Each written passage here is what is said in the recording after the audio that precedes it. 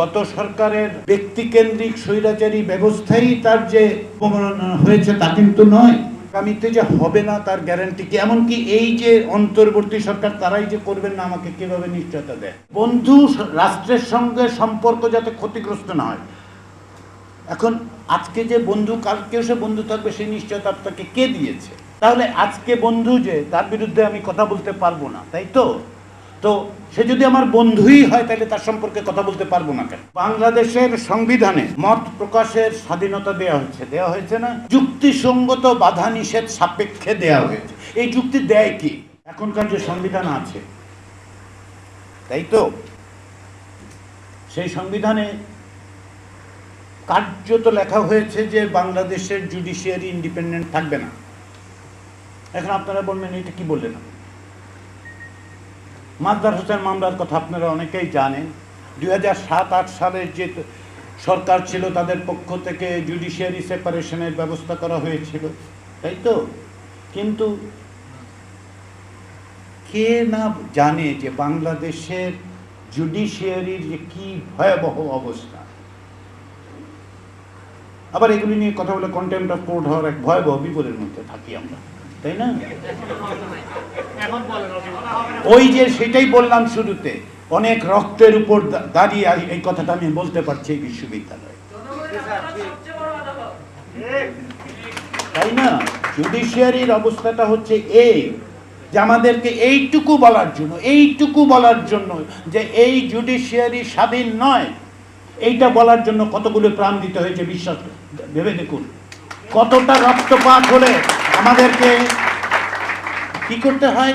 ওই রক্তের উপর দাঁড়িয়ে বলতে হয় এই জুডিশিয়ারি, এবং তার দলিল হয়ে উঠছে এই সংবিধান 116 অনুচ্ছেদ, যেখানে রাষ্ট্রপতির কাছে কার্যত বাধা পড়েছে আপনার জুডিশিয়ারি। অন্যান্যভাবে জুডিশিয়ারির উপর কীরকম প্রভাব হয়, কাদের প্রভাব হয় সেটাও আমরা জানি। নির্বাহী বিভাগের কোন কোন অংশ কিভাবে প্রভাবিত করেছে সেগুলিও আমরা জানি। কিভাবে ভিন্ন মত হলেই আমরা দেখতে পাই যে বিচার আদালতগুলো কিভাবে হয় সরকারের পক্ষে থাকতে হবে, নির্বাহী বিভাগের পক্ষে থাকতে হবে, অথবা তাদের ভবিষ্যৎ ভালো না।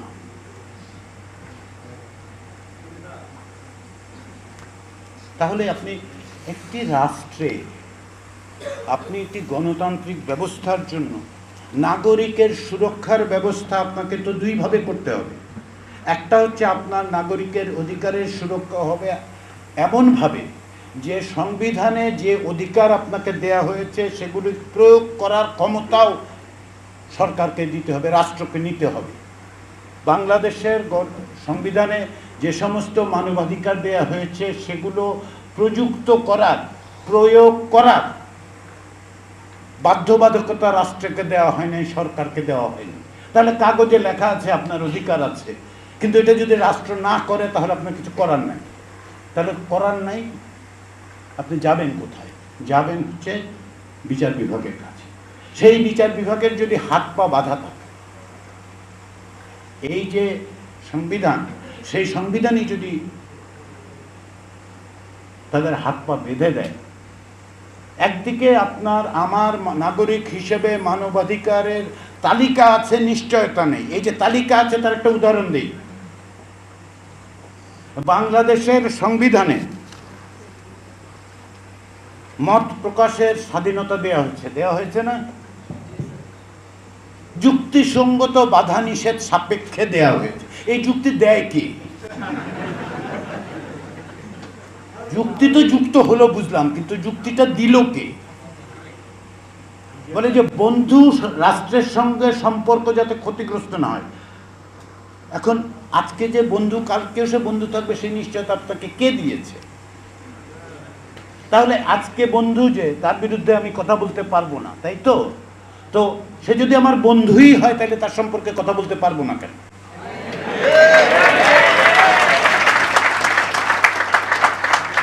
একই আশ্চর্য ঘটনা, বন্ধু সম্পর্কে কথা বলা যাবে না। তো প্রশ্নটা হচ্ছে এই জায়গায় যে আপনাকে অধিকার দিচ্ছে, ওই যে মত আপনি প্রকাশ করতে পারেন, তবে তাই না, এই তবেটাই হচ্ছে বাংলাদেশের এই সংবিধানের মধ্যে মানবাধিকারের যে নিশ্চয়তাগুলো কাগজে ভাবে দেয়া হয়েছে, সেগুলো যে কেবলমাত্র গত সরকারের, আরো স্পষ্ট করে বলি, ব্যক্তিকেন্দ্রিক স্বৈরাচারী ব্যবস্থাই তার যে মানে অবমাননা হয়েছে তা কিন্তু নয়। আগামীতে যে হবে না তার গ্যারান্টি কি? এমনকি এই যে অন্তর্বর্তী সরকার তারাই যে করবেন না, আমাকে কিভাবে নিশ্চয়তা দেয়? আমার তো সুরক্ষা নেই, সংবিধানে নেই, বিচার বিভাগে নেই। তাহলে সেই সুরক্ষার ব্যবস্থা করতে হবে আগামী সংবিধানে, সেটার নিশ্চয়তা দিতে হবে। কারণ নাগরিক হয়ে ওঠে তখন যখন সে বুঝতে পারে যে তার অধিকারের নিশ্চয়তা আছে এবং অধিকারের নিশ্চয়তার ব্যত্যয় ঘটলে তার রিকোর্স আছে, তার কোথাও যাওয়ার জায়গা আছে। রাষ্ট্রের একেবারে সামান্য বেসিক বিষয়টাও যদি আমরা দেখি, তাহলে কি এই যে বিভিন্ন অর্গানের কথা বলা হয়, তাই না, এক্সিকিউটিভ, লেজিসলেটিভ এন্ড জুডিশিয়ারি, জুডিশিয়ারির কাজটা কি আসলে? লেজিসলেটিভ তো আইন তৈরি করে, জুডিশিয়ারির কাজটা কি? জুডিশিয়ারির প্রথম প্রাথমিক অন্যতম কাজ হচ্ছে ইন্ডিভিজুয়ালভাবে প্রত্যেকটা নাগরিককে প্রোটেক্ট করা। সে কনস্টিটিউশনের ইন্টারপ্রিটেশন দেয়, অনেক কিছু করে, তাই না? কিন্তু আসলে জুডিশিয়ারির একেবারে ফান্ডামেন্টাল কাজটা হচ্ছে আমি নাগরিক হিসেবে যদি কোনোভাবে আমার অধিকার লুণ্ঠিত হয় তবে আমাকে প্রোটেক্ট করবে সে।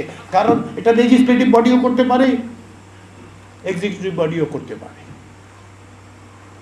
তার কাছ থেকে সুরক্ষা পাওয়ার, সুবিচার পাওয়ার জন্য আমাকে যেতে হবে বিচার বিভাগের কাছে। সেই নিশ্চয়তা কোথায়? আসুন আমরা সেই নিশ্চয়তার কথা বলি।